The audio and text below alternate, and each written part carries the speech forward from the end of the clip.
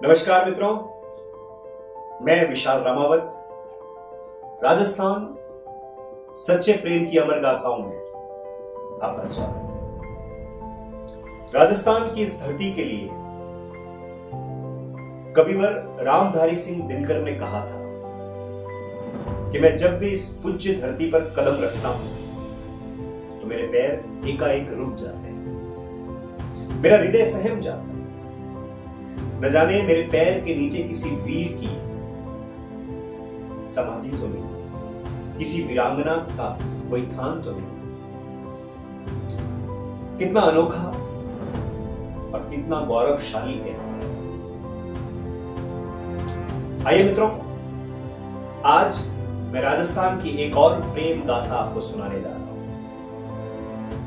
ये बात है सन 1660 की। आज की कहानी राजस्थान के उदयपुर जिले से। उदयपुर जिले की सबसे छोटी रियासत सलूम्बर, और सलूम्बर के राजा राव रतन सिंह जी चुंडा, जिनका अभी अभी बूंदी की हाड़ी रानी से विवाह हुआ था। विवाह को मात्र 2 दिन हुए थे कि एक सुबह एक सैनिक एक संदेशा लेकर रतन सिंह जी के पास पहुंचा। रतन सिंह जी वो संदेशा पढ़कर थोड़े परेशान हो जाते हैं। तो उनकी धर्मपत्नी हाड़ी रानी उनसे पूछती है कि महाराज, ऐसा इस पत्र में क्या लिखा है कि आप इतने परेशान हो?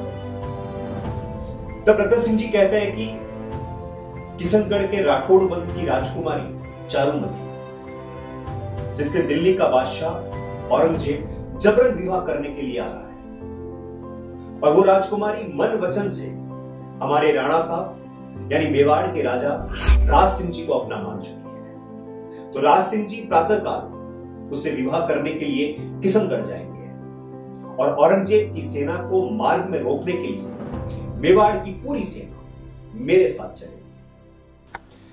वहां घोर संग्राम होगा।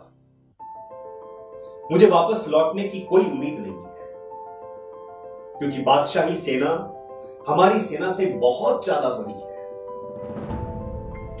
लेकिन मुझे मरने से डर नहीं लगता। मरना तो एक दिन सबको है। अगर मैं डर जाऊं तो मेरी मां की कोख पे कलंक लगेगा। अगर मैं पीठ दिखाकर वापस आ जाऊं तो हमारे पूर्वज चुंडा जी के नाम पे धब्बा लगेगा। परंतु मुझे केवल तुम्हारी चिंता है। तुम्हारा विवाह अभी अभी हुआ है, अभी तो तुमने विवाह का सुख भी नहीं देखा। और देखो ना, मैं मरने के लिए जा रहा हूं। सेना तैयार हो चुकी थी, बिगुल नगाड़े सब बज रहे थे। राव रतन सिंह जी भी केसरिया बाना पहन के तैयार हो चुके थे। हाड़ी रानी उनकी आरती उतारती और उनके भाल पे विजय तिलक लगाती है।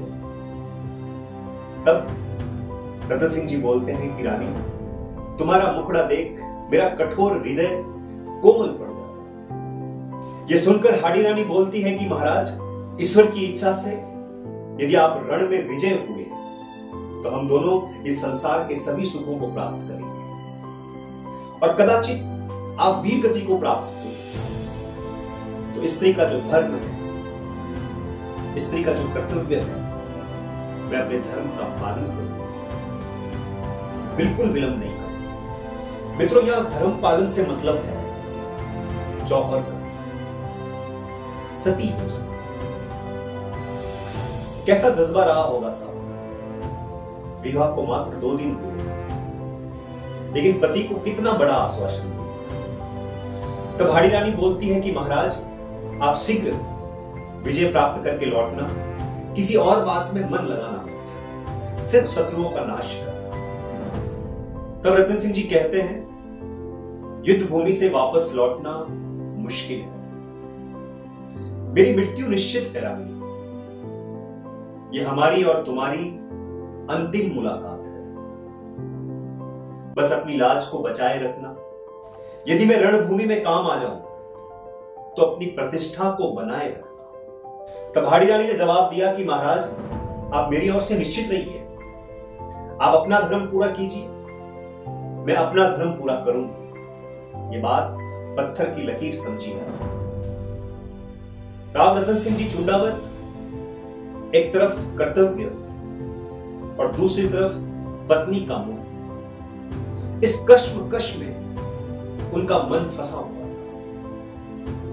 फिर भी भारी मन को लेकर अपनी सेना के साथ वो हवा से बातें करते हुए युद्ध भूमि की तरफ तेज उड़े जा रहे थे। आधे रास्ते पहुंचे तो उन्हें अपने पत्नी का ख्याल आया। तो बहुत कोशिश कर रहे थे कि उनका ध्यान युद्ध की ओर रहे, लेकिन न चाहते हुए भी उनका ध्यान बार बार अपनी पत्नी की ओर जा रहा था। उन्होंने आधे रास्ते पहुंचकर एक अपने विश्वस्त सैनिक को रानी के पास भिजवाया और संदेशा था कि रानी, आप मुझे भूलना मत, मैं वापस लौटूंगा। दूसरे दिन एक और सैनिक गया, वही बात। और तीसरे दिन एक और सैनिक को एक पत्र देकर चुंडावत जी ने हाडी रानी के पास भेजा।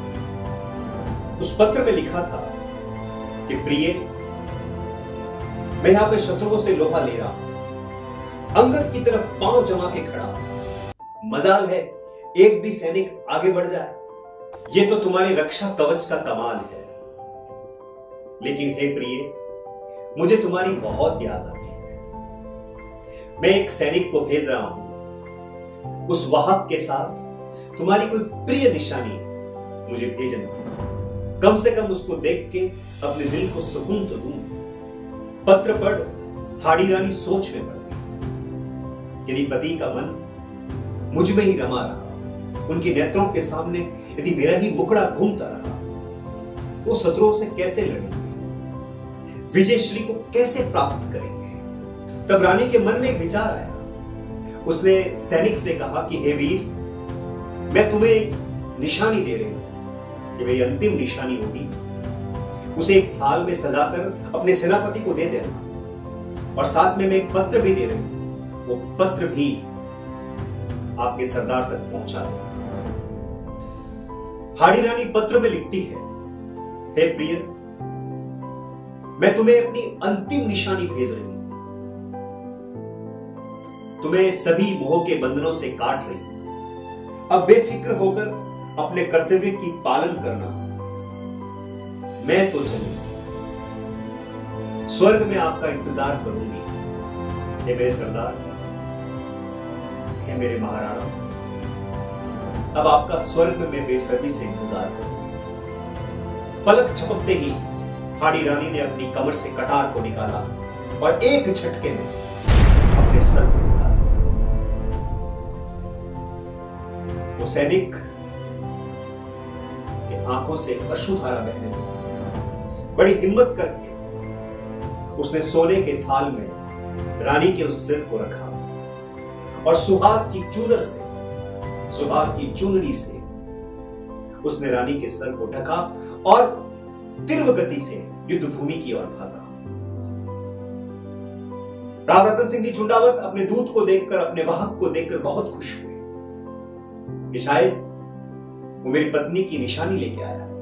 लेकिन जैसे ही सुहाग की चुनरी को उन्होंने हटाया और रानी का सर देख सरदार के मुख से एक ही वाक्य निकला, हे रानी, तूने ये क्या कर दिया। राव रतन सिंह जी चुंडावत की आंखों में क्रोध था, अपने पत्नी को खोने का गम था। कुछ लोग कहते हैं कि रतन सिंह जी ने हाडी रानी के सर को अपने गले में बांधकर मुगलों से वो भीषण युद्ध किया कि ऐसा युद्ध इतिहास में स्वर्ण अक्षर में लिखा गया। मुगल सेना के छक्के छुड़ा दिए थे। वो सरदार अपनी अंतिम सांस तक लड़ा और वीर गति को प्राप्त। मित्रों, ये कैसा प्रेम, अपने पति का ध्यान उसके काम पे लगा रहे, उसकी एकाग्रता भंग ना हो, अपना सिर काटने।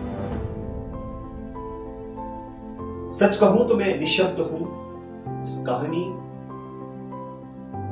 को सुन के, समझ के, बोल के। सच में गर्व होता है कि मैं एक राजस्थान। और किसी कवि ने कहा है कि जब भी निकला हीरा, राजस्थान पे कुछ कम क्या गया, कि जब भी निकला हीरा निकला या हर किसी खान से, और कोई राज्य नहीं है बढ़कर राजस्थान से, बढ़कर राजस्थान से। इस कहानी का आंकलन मैं आप पे छोड़ता हूं। इस सच्चे प्रेम को आप समझने का प्रयास कीजिएगा। लेकिन चलते चलते आज राजस्थान की तमाम मातृशक्ति को, क्योंकि उनकी रगों में भी ऐसी रानियों का खून है, तमाम नारी शक्ति को प्रणाम और नमन करता हूं। और आप सभी से ये मेरा निवेदन रहेगा कि इस कहानी को आप आगे से आगे जरूर पहुंचाएं।